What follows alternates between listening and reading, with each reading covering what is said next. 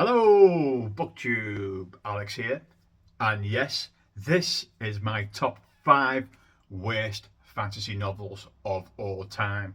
So you got the likes of The Lord of the Rings, you got this like The Wheel of Time, you got A Song of Ice and Fire. No, none of them have made the list. Although A Song of Ice and Fire is starting to annoy me. So yeah, I mean my background, I have read a metric ton of fantasy. About 8, 9 years ago, fantasy is all that I read. So I've read hundreds and hundreds and hundreds of fantasy books. And let's face it, there's a lot of trash out there, especially in the fantasy landscape. So these 5 books will have like terribly written dialogue. They'll have the tropes, some questionable things going on. So yeah, let's dig into it. These are my top 5 worst fantasy books. Book number 5, or should I say series number 5, because let's face it, fantasy very hardly does standalone novels, do they? So this is a series. So this is Dragonlance. This is by, I know, cool. This is by Margaret Weiss and Tracy Hickman. People talk about Dragonlance. Oh, when I read that as a kid and I loved it. That may be so, but reread it now, it is trash. So the first, I can't remember how many of these novels I've read, but I remember the first series of revolving around like a bad mage called Raceland, and he lived in this dark tower and he wanted to, be the king of all the darkness, and then these other 2 main characters were trying to stop him doing that. One of them was it Caitlin or Catelyn? And she was a good priestess, and she becomes corrupted by him. And then the other one was his twin brother, who travels back in time to try and stop him. That's the basic gist of the first trilogy. So yeah, why is this why is this bad? Right, okay, it's badly written dialogue. Go and read some of it now. Go and read some of it now. It's fantasy tropes over and over again. It's reused storylines. I mean, I think I said I don't know how many I've written. This series is about 200 books. I'm not kidding. It's about 200 books. I may have read about 20, 30. I don't even think I've read that much. I've read about 20 of them, I think. And after a while, after the first 6, it's the rehashing of the old storylines from earlier, and it's basically bad young adult D&D. This is what these books are, with tropes and bad dialogue on top of that. So any of you Dragonlance fans out there, bring it. Or if you enjoyed it way back in the day, reread it now and then go, oh, okay, yeah, I've come to my senses. Lord, I've seen the light. But yeah, my number 5, the Dragonlance series.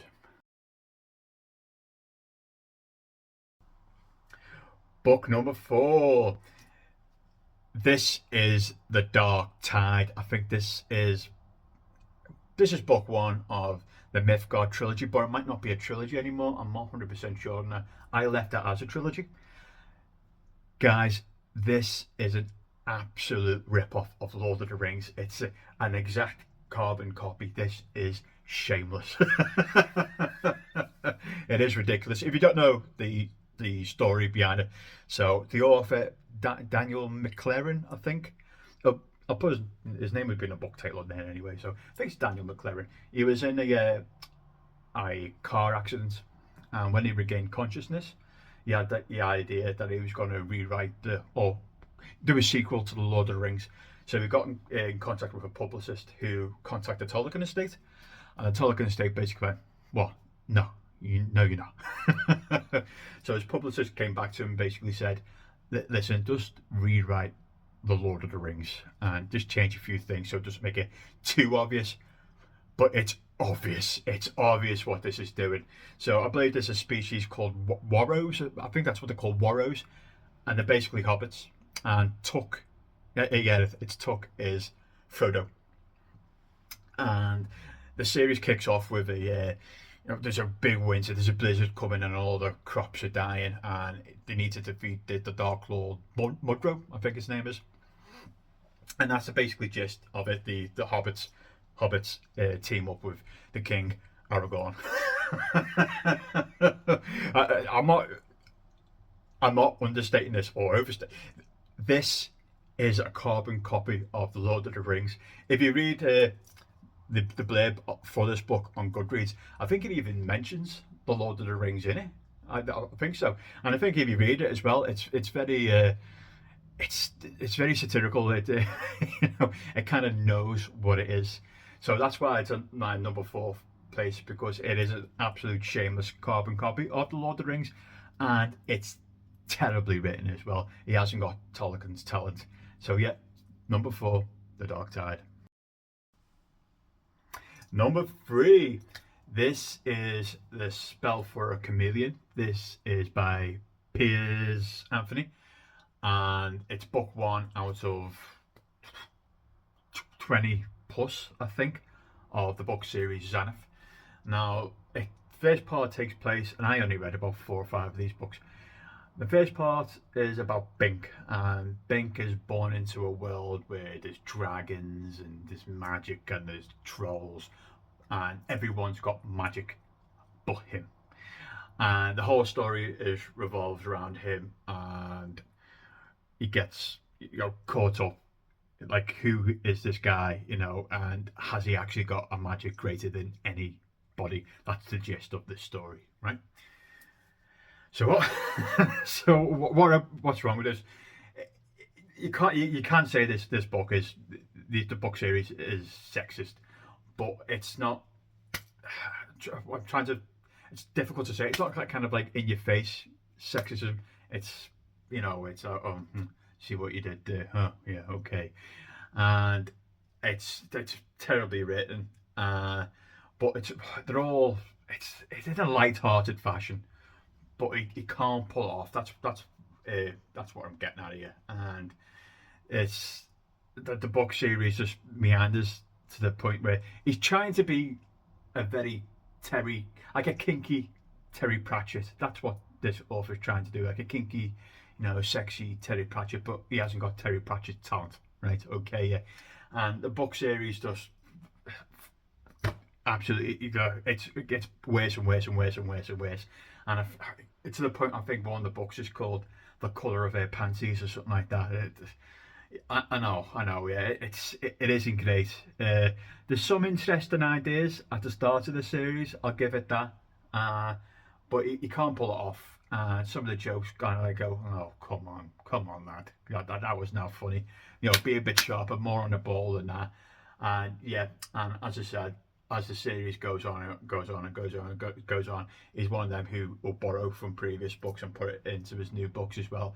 Carbon copy some of the old jokes and put it up there, and then it just gets more and more ridiculous and less funny and more cringy. So that's why this got the number 3. Number 2.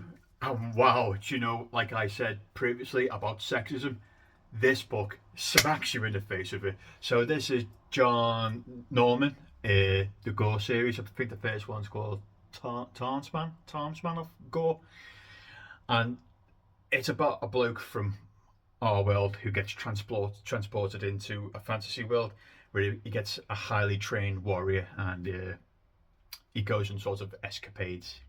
That's the gist of Gore. Okay. And the second one's like Outcast of Gore, where he returns and he finds out that he's a pariah. So it's that kind of. It's a bit like Thomas Conivant. Is that, might I say that right? Thomas Conivant, but it's a lot worse than Thomas. This book subjugates women. It's rape all the time. It's enslaving women, and it's the same thing. It's that all the time. It's not just once or twice. It's multiple times in each book throughout the series. And I think this is another big series, about 20 books long as well. And it's like that all the time. I mean, the first few books is all right. You can see it here and there, but at least it's a bit unique.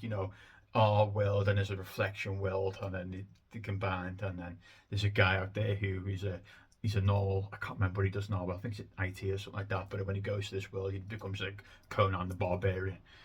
And but as the series goes on, it just goes more and more off the rails, and to the point you're like,